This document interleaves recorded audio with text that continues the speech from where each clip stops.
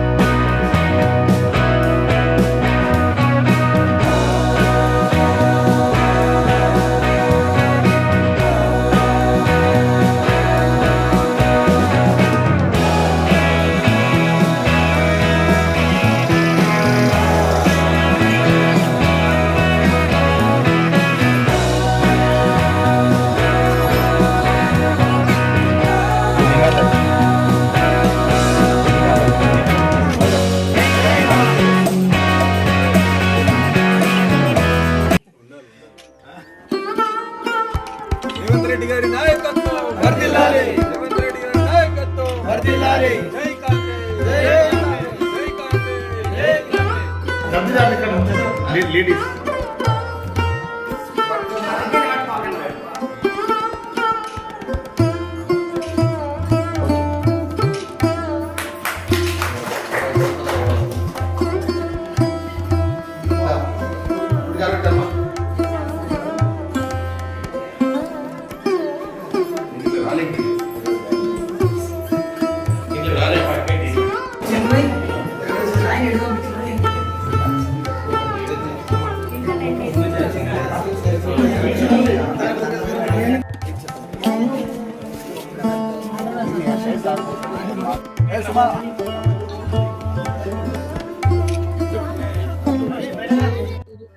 Revanth Reddy sir ప్రభుత్వం తరఫున మేము ఇందిరమ్మ ఇల్లు కట్టుకున్నాము.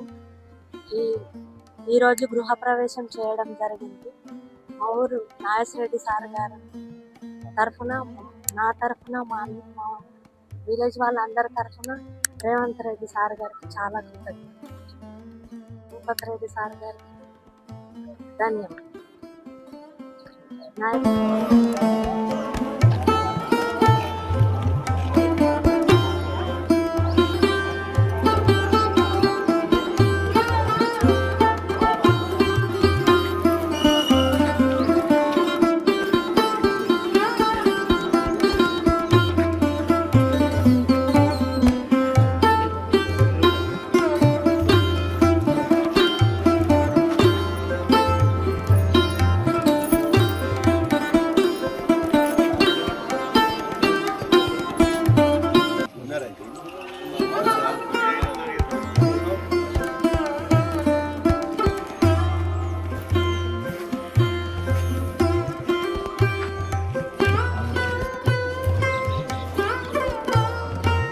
Okay.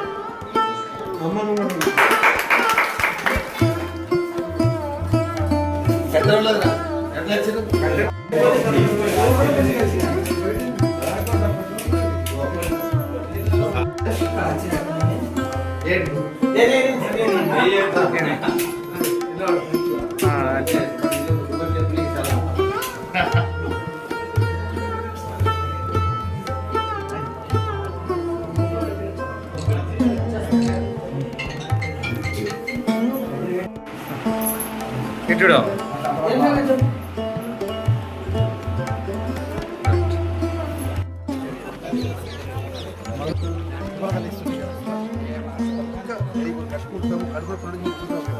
కడుపు లేదా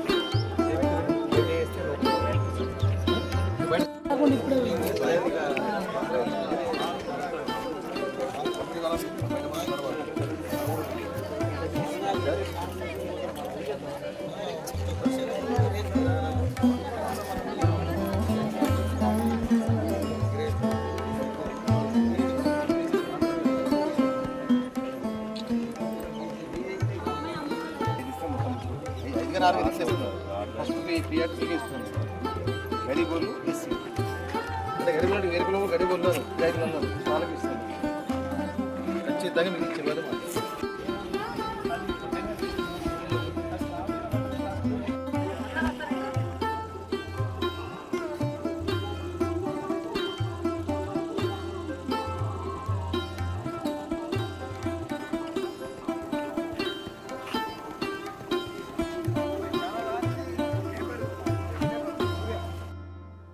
కాంగ్రెస్ ప్రభుత్వం వచ్చి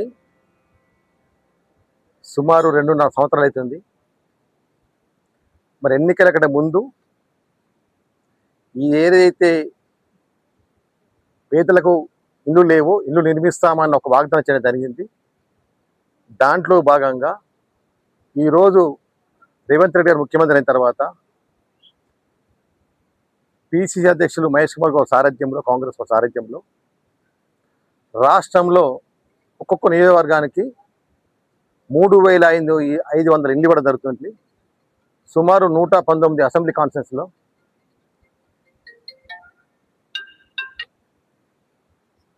మరి భాగంగా ఈరోజు తెలంగాణ మొత్తంలో ఏకకాలంగా సుమారు 1,00,000 ఇండ్లు ఈరోజు ముఖ్యమంత్రి ఆదేశాల మేరకు వారి సారథ్యంలో 1,00,000 ఇండ్లు గృహప్రవేశం చేసుకుని జరుగుతున్నది.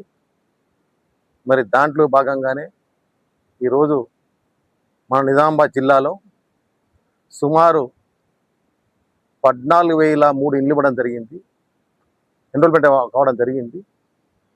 మరి దాంట్లో భాగంగా ఈరోజు మన జిల్లాలో సుమారు 3,300 ఇండ్లు గృహప్రవేశం చేసుకోవడం జరుగుతుంది జిల్లాలో. మరి దాంట్లో భాగంగా మా నిజామాబాద్ రూరల్ నియోజకవర్గంలో 2,621 ఇండ్లు స్టార్ట్ చేయడం జరిగింది. ఈరోజు భూపతి రెడ్డి గారు వారి సారథ్యంలో రూరల్ నియోజకవర్గంలో 697 ఇండ్లు గృహప్రవేశం చేయడం జరుగుతున్నది. మరి దాంట్లో భాగంగానే మా ముల్లయ్య గ్రామంలో మరి గౌరవనీయులు భూపతి రెడ్డి గారు సుమారు 40 ఇండ్లు ఇవ్వడం జరిగింది. దాంట్లో 35 ఇండ్లు స్టార్ట్ చేయడం జరిగింది. మరి ఈరోజు ఏకకాలంగా ఈరోజు ఆల్మోస్ట్ అన్నీ కూడా ఒక స్లాబ్లు పడిపోయినాయి. ఈరోజు 10 ఇండ్లు సుమారు 10 ఇండ్లు గృహప్రవేశం చేయడం జరుగుతుంది. దాంట్లో భాగంగా ముల్లంగి గ్రామం ద్వారా మా గ్రామ అస్తుల కోరిక మేరకు ఒక జిల్లా కాంగ్రెస్ పార్టీ అధ్యక్షుడిగా ఇక్కడ గ్రామానికి రావడం జరిగింది. మరి మా ప్రభుత్వం వచ్చిన తర్వాత ఎన్నికల ముందు ఏది వాగ్దానం చేసినామో తూచా తప్పకుండా ప్రతి ఒక్కటి అమలు చేస్తున్నాము. ఆ అమలు చేసే దాంట్లో ఇది ఒకటి ఇండ్లు ఇవ్వడం జరిగింది. గతంలో కేసీఆర్ గారు మమ్మల్ని ఎత్తున చేసిండ్రు. గతంలో రాజశేఖర్ గారు ముఖ్యమంత్రి ఉన్నప్పుడు ఆ 10 ఏళ్ల కాలంలో మేము ఇండ్లు ఇచ్చిన ఇండ్లను ఎత్తున చేసిండ్రు. ఏమి ఇల్లు ఇచ్చిర్రు? ఒక బెడ్రూమ్ ఇల్లు ఇచ్చిర్రు.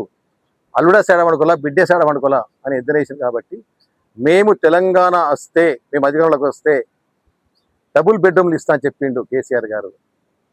మరి ఆనాడు సోనియా గాంధీ గారు తెలంగాణ ఇచ్చిన తర్వాత మరి ఉమ్మడి ఆంధ్రప్రదేశ్ ఉన్నప్పుడు 64,000 కోట్లు అప్పు ఉంటే మన తెలంగాణకు మనకు వచ్చిన తర్వాత మిగులు బడ్జెట్గా 14,000 కోట్లు మిగులు బడ్జెట్ ఇచ్చింది. అది అప్పు అనేది బ్యాంకులలో ఉన్నది. మన నగదు కోటాల 14,000 కోట్లు నగదు ఇచ్చింది ప్రభుత్వం మనకు పంచుకున్నప్పుడు. మరి అటువంటి దాన్ని మరి ఇచ్చిన వాగ్దానం నెరవేర్చకుండా, ఒక్క ఇల్లు గ్రామాల్లో కట్టించకుండా, ఏదో సిటీలలో చెప్పుకోవడానికి అక్కడక్కడ బిల్డింగ్లు కట్టించినావు డబుల్ బెడ్రూమ్ అని చెప్పి, అవి కూడా కంప్లీట్ చేయలేదు, ఎక్కడ ఎవరు వంచలేదు. మరి ఈ విధంగా నువ్వు 10 ఏళ్ళు కాలాపన వేసి సుమారు 8 లక్షల కోట్ల అప్పులు చేసినావు. మరి అయినా మా ప్రభుత్వం రేవంత్ రెడ్డి గారు ఇచ్చిన వాగ్దాన్ని ప్రతి ఒక్కటి కూడా తూచా తప్పు నెరవేర్చుకుంటూ వస్తున్నాం. మీకు తెలుసు, గతంలో ఉద్యోగులు కూడా డబ్బును కూడా వాడుకున్నారు. సుమారు 11,000 కోట్లు వాడుకున్నారు. మరి ఈ కాలంలోనే మీరు వాడుకున్న డబ్బును కూడా ఆ ఉద్యోగస్తులకు 2,000 కోట్లు మొన్న రిలీజ్ చేయడం జరిగింది.